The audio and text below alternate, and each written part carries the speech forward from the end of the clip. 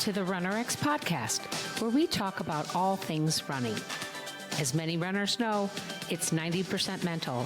So join Coach Valerie and Coach Caroline as we go through the mental side of running. Welcome back to the RunRX podcast. I'm your host, Coach Caroline, and I'm here with Coach Valerie.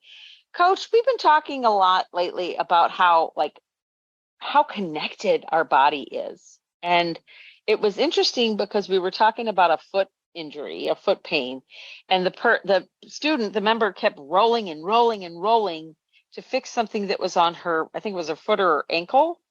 And then what you did was you were working with her and you realized how tight her muscles were. And so in her chest and her shoulders. And so she started working on actually stretching and releasing the tension in her shoulders, and her foot pain stopped. Am I telling the story right? Yes, there's a line that you're connected. Like I tell you, you're one unit. Yeah. And the fun part of, what we teach with running is we teach people how to work with their body as one body. You're one body weight, you're one unit.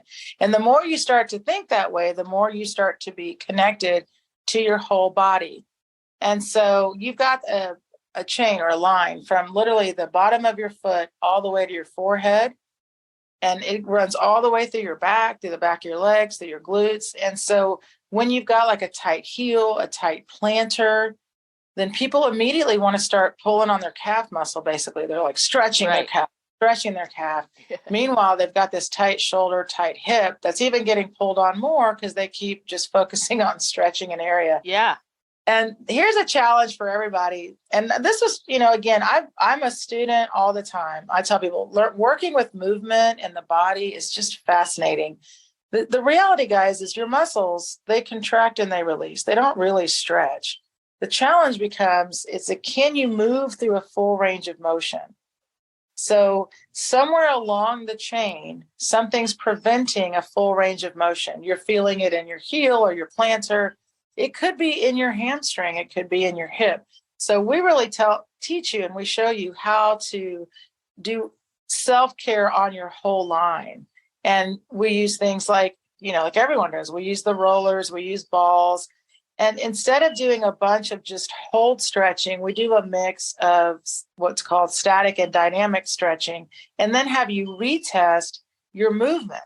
Because if you just keep stretching a muscle, and then every time you go back to do the movement, you keep going back to doing that movement that was causing the pain to begin with, that's going to be a problem, right? So So for our runners, of course, we have them check in with video. So I could see that in her running, she was actually holding so much tension in her chest and shoulders, her feet couldn't relax. Because remember, your shoulders are connected to your feet.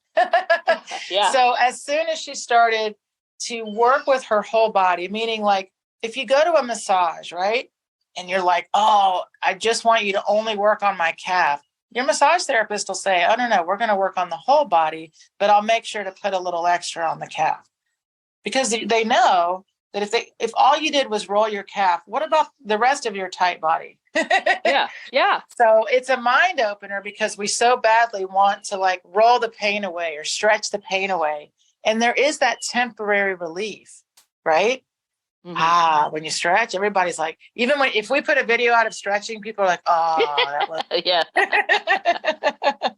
And then they go back out and they run and they're like, oh, my heel still hurts. And the problem is that, again, it goes back to the movement, because here's the thing, guys, if you move well, there's recovery through movement. So it's if I can show you how to do the active recovery work, which does include, we're going to use the word stretching because we all use it. We all know it. Lots of great exercises out there. If she starts to open up, or when she did start to open up her shoulders, her chest, roll her back a little bit, open that movement chain, oh my gosh, her feet were like, thank you.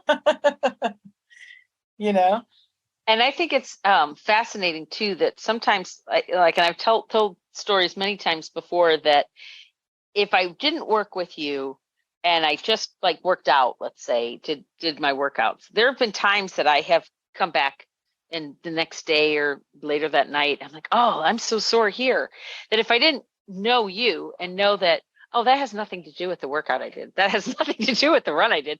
That has to do with the fact that I was standing on my stand-up desk in a meeting, like hunched over for 2.5 hours, right? Right. Or I was sitting with my legs crossed to the point that my foot got numb and now I can't wake up again, or whatever the case may be. It's just amazing to me that we also tend to put things back into, it must be my running that caused it. It must be my workout that caused it. It must be my exercise that caused it. Instead of looking at other things we're doing in our lives, walking upstairs. Maybe we don't usually walk upstairs. Maybe we, walked around a library or did something at work that we didn't normally do. Like, there are just so many things that can affect your body even outside of that workout, right? And we tend to like blame it on the run, if that makes sense. And so I kind of want to tell people that too, is that, yeah, your heel might be hurting when you run, but it might not be hurting because you run. It might be, but is it because you're running, because you're wearing high heels, because you're standing all day, because you're standing on cement? There's so many things that can contribute to that heel spur or that plantar fasciitis that have nothing to do with running. And running isn't even aggravating it. You might think it is, but it just amazes me that we want to blame so much on our running. Right. But we also are trying to fix it. Again, this is the best part. Like, this is what I always go back to. Movement. How are you moving?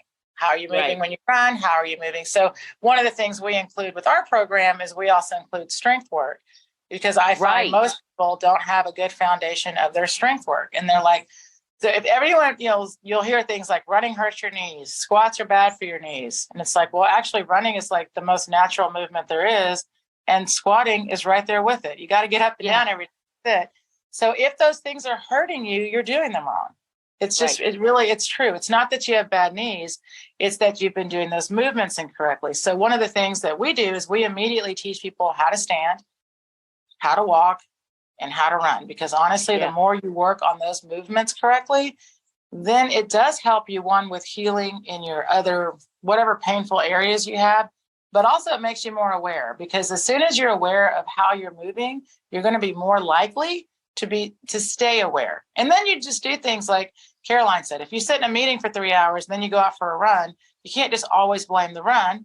Could have been the meeting, right? But what did you do in preparation for your run? What did you do after your meeting that when you were sitting for 2 hours, So then you start to take ownership of your own, both your self-care, your recovery, and your movements.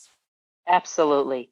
Well, thanks, guys. And if you like our podcast, we hope you will rate it with 5 stars and even give us a review, share it with a friend. That is the best way for us to be seen by more people out on the interwebs, is by sharing our podcast. We share it on our Instagram and on our Facebook. And feel free to tag us at RunRX. That is our Instagram handle.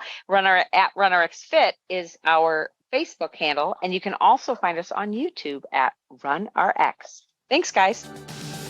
Thank you for joining us on the RunRX podcast. If you'd like to know more, join us at www.runrx.fit. And if you have additional questions that you'd like answered on the podcast, email us at support@runrx.fit.